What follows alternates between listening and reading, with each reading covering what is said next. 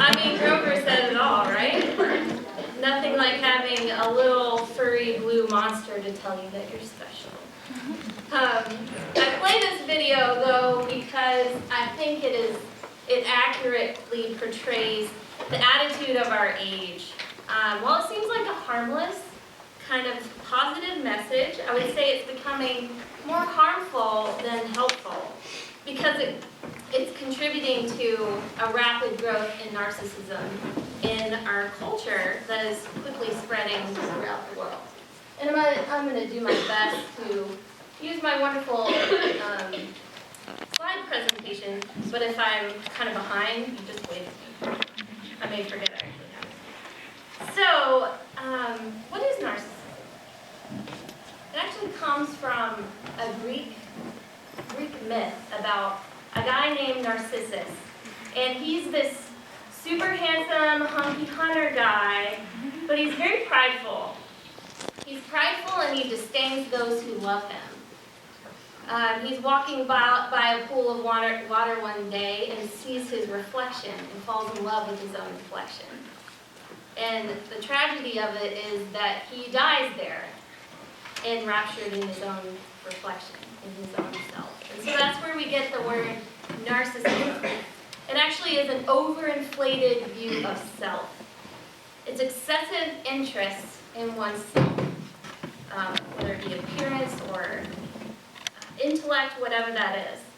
Now, it's important to understand the difference between this and self-esteem, right? Because we're all taught you need to have a good self-esteem, and I wouldn't disagree with that. But the difference between narcissism and self-esteem is that self-esteem is a confidence in oneself and one's own abilities, whereas narcissism is an overconfidence in oneself and one's abilities. Self-esteem says, I'm as good as everybody else, but I'm not worse than anybody else. And narcissism says, I am better than everyone else. A person who has high self-esteem still values relationships and is able to empathize with people. But someone who is narcissistic doesn't have good relationships. They're better than everyone else, so they don't value good relationships. And so there's been a major rise and a shift in narcissism in our culture. There's been a lot written about it, actually, recently about millennials, and I barely squeak by as a millennial, so I'm including myself in this conversation. But there's this really great book called The Narcissism Epidemic, which I'm enjoying reading, which is talking a lot about this shift that has happened over the last 40 to 50 years. Now, I'm not saying that we are better or worse off than any other generation before us. We're always, trading one evil for another. In many ways, we are better than the generation before us. Lots of good things have happened. But I do see the validity in that our culture is showing more narcissism and it's affecting us. So there's this major shift of culture that we see over the last 40 to 50 years. One being, and this is a strong change in societal values, so going from collectivism toward individualism. So this idea of I am part of a whole in society to I am the whole, to individualism. And then we have a shift from civic responsibility toward self-gratification. A shift from meaningful contributions to society to a focus on our own personal success, whether that be wealth, power, status, fame, all about me. And then lastly, there used to be a real understanding of an internal struggle within ourselves, the enemy within, right? This kind of understanding of inner turmoil, whereas now, there's nothing wrong with me. I am great just the way I am. So what has contributed to this shift? And I think there are many things that have contributed. So we've kind of whittled them down to a few. And I watched this really great video. Are y'all familiar with David Brooks? I feel like he's everywhere right now, right? Well, he's a writer for the New York Times, and pretty profound in his morality and his perspective on values and commitments and relationships. But he has done a lot of research on humility and this topic specifically of narcissism. And he talks about the contribution of psychology. So I don't know if you psychology majors are familiar with Carl Rogers, but he was a psychologist in the 1950s. And he noticed with his clients that he felt like the problem isn't that people are too prideful or are really into themselves, but that they don't love themselves enough. And he calls this self-actualization, that humanity's one basic motive and tendency is to self-actualize, to fulfill one's potential and achieve the highest level of human beingness that we can. We are the best experts of ourselves. So it's interesting that there is this level of human beingness, but we can only find it within ourselves. So that's a contribution to this shift of loving yourself and the importance of that. And then we also have the media, right? I mean, we're bombarded with celebrities and their lavish lifestyles, and they can treat people however they want to, they can do whatever they want, and that's seen as something to be emulated. So I think being bombarded with celebrities. And then the last one is technology. And we're all familiar with this. I mean, we can't be more than 20 feet away from our phone, or we feel like we're naked. We're so disconnected from the world.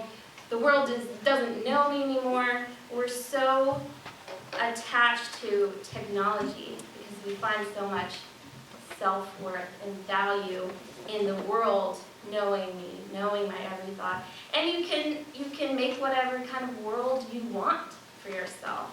It's very attractive. We can say, look how great my life is, even if it's not so great. So these are three things that have contributed to this rise in narcissism.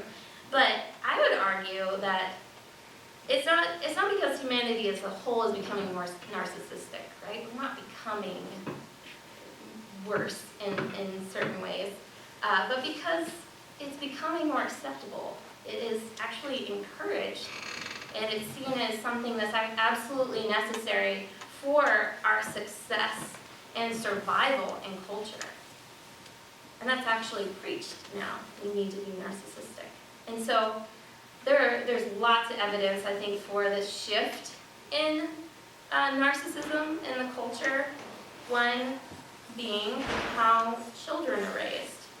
Now, parents have really good intentions of wanting their children to know they're special. They want them to know they're loved, but this is how it's being done. Born to wear diamonds. Well-behaved girls seldom make history. Princess. Queen of the crib. This is my favorite. Everything revolves around me. I'm kind of a big deal. And so maybe we're sending a little bit the wrong message to where they're growing up, not just knowing that they're loved, but that they're better than everyone else. And so maybe being set up for disappointment, don't you think? And so children being told, and we've probably all been told this, right? You can be whatever you want to be. The sky's the limit. Follow your dreams. Don't let anyone get in your way. I'm sorry, I will never be an NBA player. That's just not going to happen. So, but being lied to. So, good intentions, but it's breeding narcissism in children. Another way that we see this shift, an example of shift in our culture, is the way we spend money, right? Debt is huge. People have credit cards. They're spending money that they don't have. This comes from overconfidence. Narcissism is, a lot of it is being overly confident. Actually, the financial crisis, they're saying, is related to narcissism, and that there's this grandiose sense of invincibility, that people are buying houses that they feel like they deserve, but they can't afford, thus the financial crisis. We also see this in in the growth of entitlement, right? Entitlement is big in our culture. And entitlement historically meant that you had a social position or a claim in ownership granted by some legitimate authority. But now, entitlement is acting as if you have a title or right to something, even when you don't. And I've actually done a lot of studies among college students in this, and they found that there is a great amount of entitlement, narcissism among college students. I mean, college is about you. It's all about you and your needs and getting that degree. Everything revolves around you. So it's an environment that breeds that kind of entitlement. I thought it was interesting. There in 2007, a professor at Harvard noted that 20 years ago, when a few students were sick and missed an exam, they used to be apologetic and just grateful that I would even offer a makeup. These days, I have kids who think it's no big deal to miss a test if they have any conflict, and then they think they should decide when I give the makeup. I'm sure none all the time. Definitely not. But some, this demonstrates just the kind of entitlement that is in our culture. Not necessarily what I earn these days. I don't earn A's, I deserve A's. I deserve to have that six-figure job when I leave college. So showing the shift from really earning something to this is my right, I deserve this. And then another way we see this example of narcissism in our culture is in the area of materialism and vanity. So, did you know that you can hire your own paparazzi for a day? Yeah. Some people know this? Yeah. I didn't know this. So apparently in New York and Los Angeles, you can hire your own paparazzi if you want to feel really special. So there's like several different packages you can get, but this is my favorite. It's the Megastar package. You get 6 personal paparazzis. You get 1 bodyguard, because everybody needs a bodyguard, and that's what they say on the Welcome to my website. legend. You need a publicist and then a limo, all for a reasonable price of just under $3,000 for 2 hours. You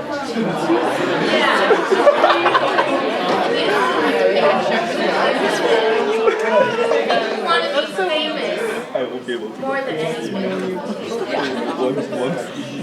So if you're having a birthday party, you want something to do. This is apparently very popular. Pretty unbelievable.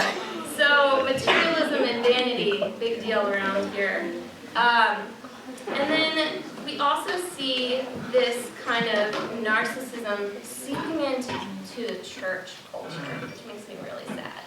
I mean, there's something to say that for the fact that the largest church in the United States is Joel Osteen's church in Texas, Lakewood, Texas? Lakewood Church, I think it is. But, I mean, they meet in basically an arena. There are just thousands and thousands of people that flock here to hear the message of me, because it really is all about, God is about you. He wants you to be happy. He created you to be above average. You were made to excel. You were made to leave your mark on this generation. Start believing. I have been chosen, set apart, destined to live in victory, from become a better you.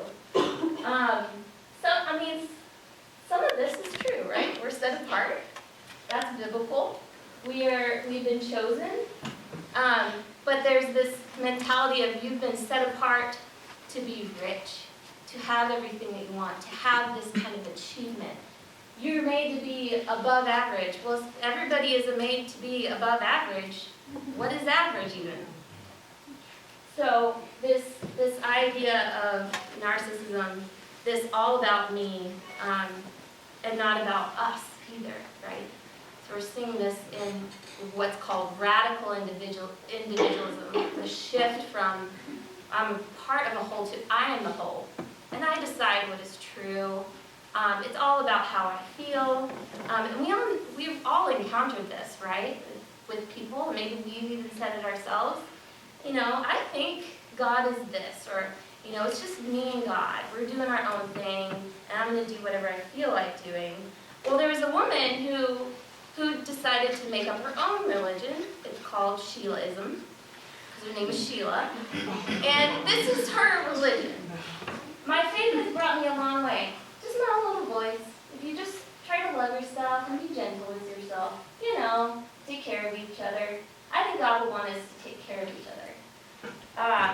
And so we see this shift in religious culture in our nation of just do your own thing, make up your own religion, it's whatever you feel like doing, that's your thing.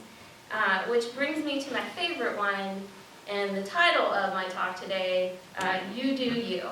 I never heard this phrase until last year in a Bible course, and I said, say what now? What does that mean? You do you. Well, I looked it up in a very reliable source called the Urban Dictionary. And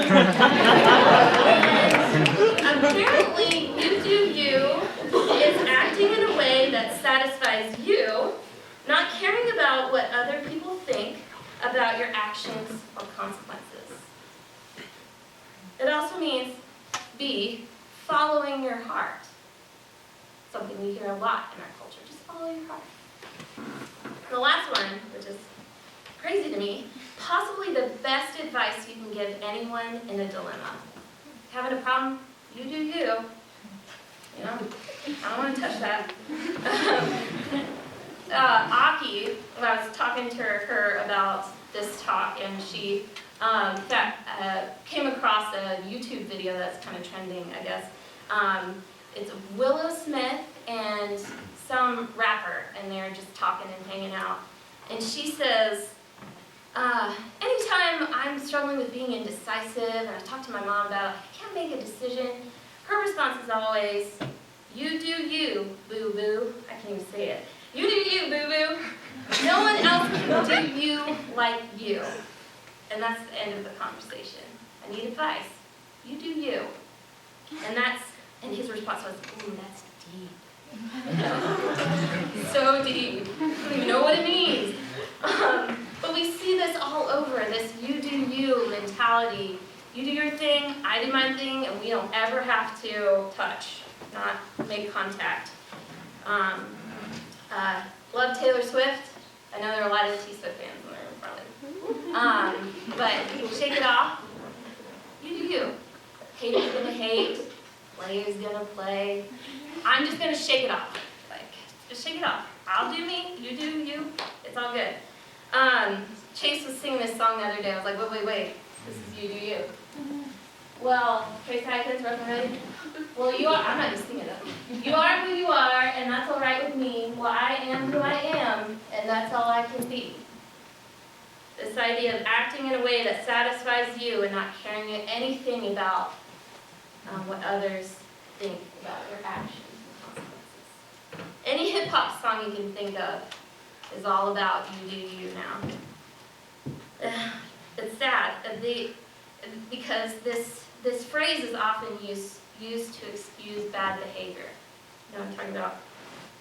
Labeling it as just another personality quirk. You can judge no matter what, so you might as well do what you want. There's no consequences or right or wrong, just do what you want. I'm going to ride my skateboard over this car because I am me. And that's what I do. So, it's really funny, but I think there's a lot of tragedy to this growth in narcissism. And I think, I want to talk about a few different tragedies that come from this shift in our culture.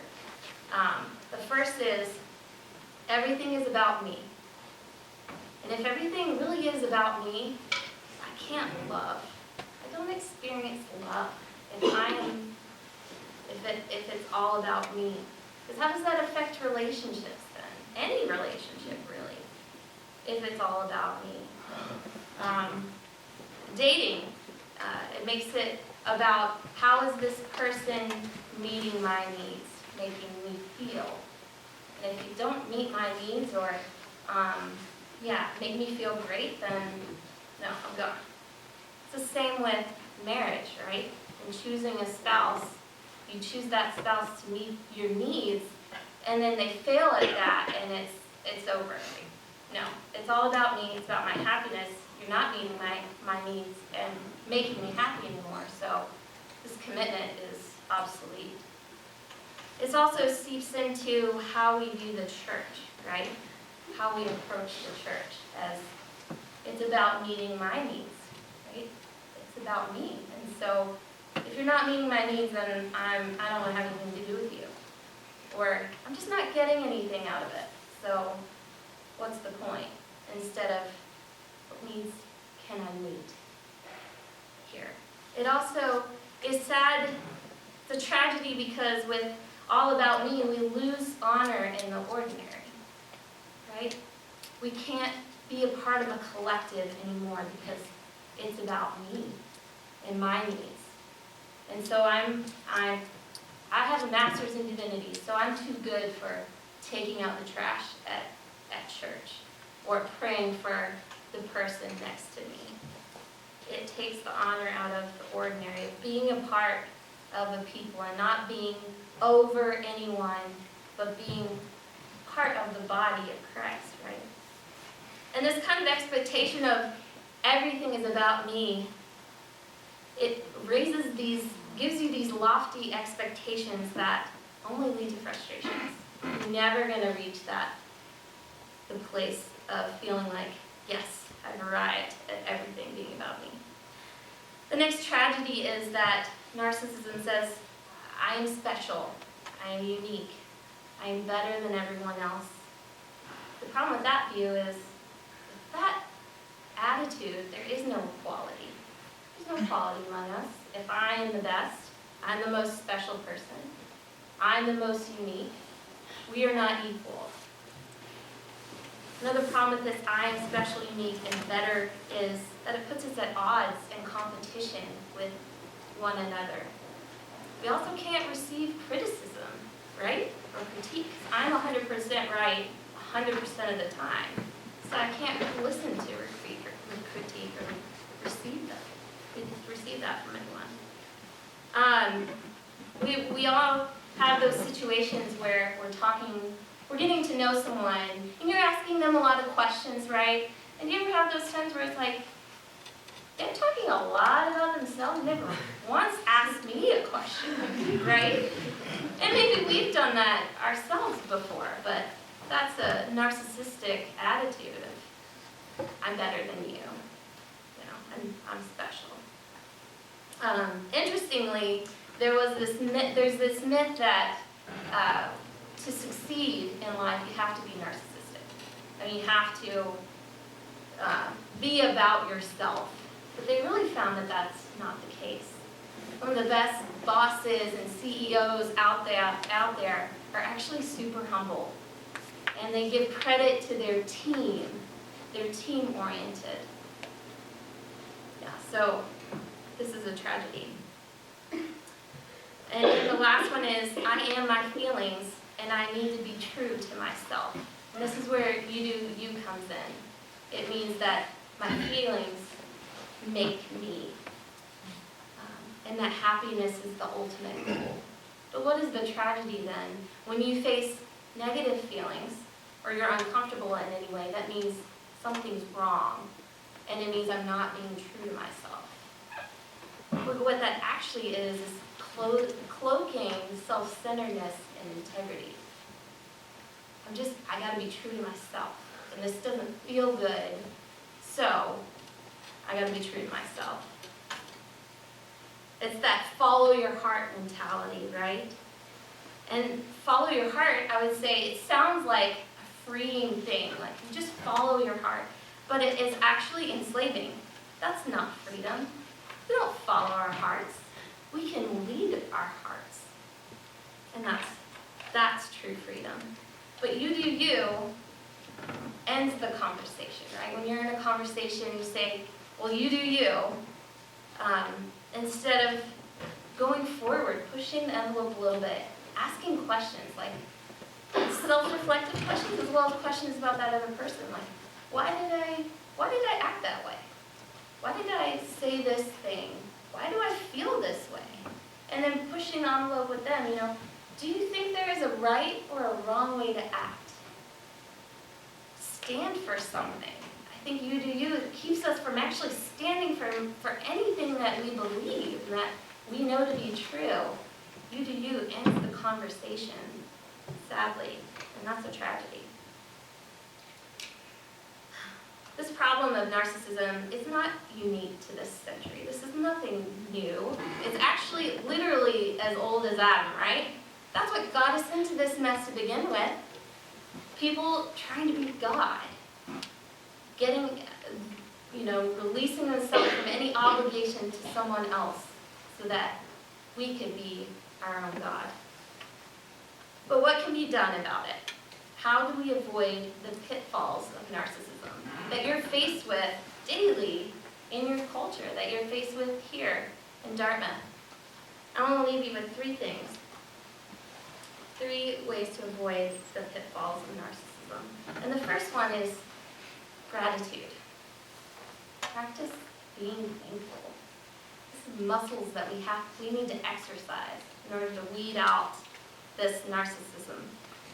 So gratitude is thinking about what you already have instead of what you deserve or don't have. This is the way that we lead our heart, right? You lead your heart to be thankful. You don't follow your heart. It won't lead you there, right? Our hearts are deceptive. The second thing is self-sacrifice. And this is huge. And I think that John actually talked about it last week. I'm sad that I had to miss his talk on servant leadership. But sacrifice is the gospel. And it's the call of discipleship. It's what Jesus did for us. And that we do for others now. Self-sacrifice is true love, right? That's what makes a marriage work, is sacrificing for the other person, choosing the other person above ourselves. The Bible said there's no greater love than this, right? Than he who laid down his life for his friend. That's why we love hero movies about the people who take bullets for others, right? Chase was talking about the Avengers movie because he loves the Avengers. And I think at the end of has anybody seen the new one? Yeah, it's actually pretty good. But at the end of it, they go into this big, massive battle, just going, we're probably not going to get out of it, make it out of here, make it out of this one. This is self-sacrifice, and that's love, right? The Bible also says, if you want to save your life, you must what? Lose it. Yeah. And Jesus said, if you want to follow me, you must take up your cross daily. Follow me. Sacrifice for others. And really, gratitude and self-sacrifice is all wrapped into the word humility. And this is ultimately how we avoid this pitfall, is to be humble. I brought up David Brooks earlier. I want to quote him again. He said, humility is not low self-esteem, it's low self-preoccupation. C.S. Lewis says, humility is not thinking less of yourself, but thinking of yourself less. I love that. And then to quote him one more time, oh no, it's tough. To even get near humility, even for a moment, is like a drink of cold water to a man in the desert. Do not imagine that if you meet a really humble man, he will be what most people call humble nowadays. He will not be a sort of greasy, smarmy person who is always telling you that, of course, he is nobody. Probably all you will think about him is that he seemed a cheerful, intelligent chap who took a real interest in what you said to him. If you do dislike him, it will be because you feel a little envious of anyone who seems to enjoy life so easily. He will not be thinking about humility. He will not be thinking about himself at all. I think that's a great picture of humility. Now, you want to know the ironic thing about humility? It's about putting other people's interests above your own, right? But the way it works is it actually works for your own interests.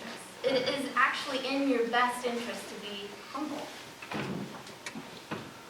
Fill in the blank with me here. Pride comes before a fall or destruction. Humility comes before honor. Not as common to finish that. The Proverbs promise. Pride comes before a fall. Humility comes before honor. Exalt yourself and you will be humbled. Humble yourself and you will be exalted. The first will be the last. The last will be first. Right? You can't open the Bible without seeing the value and beauty of humility. You can't look at the face of our Savior without seeing humility, the picture of humility. The one who gave his very life for us. Not so that we might find ourselves in ourself, but that we might find ourselves in him. And we know that self is not static, right? We are dynamic, creative human beings that are constantly changing. We can change. We are moldable. And we were created not to reflect self. Otherwise, we'd be like a mirror facing a mirror, right? But we were made to reflect our Creator. And because of this, we cannot reflect God in isolation. And that's what narcissism does. It isolates us from others. Are we special? Yes, we are special. But not because we conjure up our own value in ourselves, but because of the value that God has given us in Christ. The value that he has given us in our relationship with him. So Jesus didn't die so that you could be you, right? But to be restored to who we were meant to be. I promise you, if you continue to seek your own good and your own success above everyone else's, and if you are searching for your true self and anything other than God, you will always reach a dead end. But if you live your life for the greatest name that there is in all heaven and earth, living life that doesn't say, I am great, but he is great, and you will truly find who you're meant to be and the fulfillment that all creation longs for. So let's pray for that.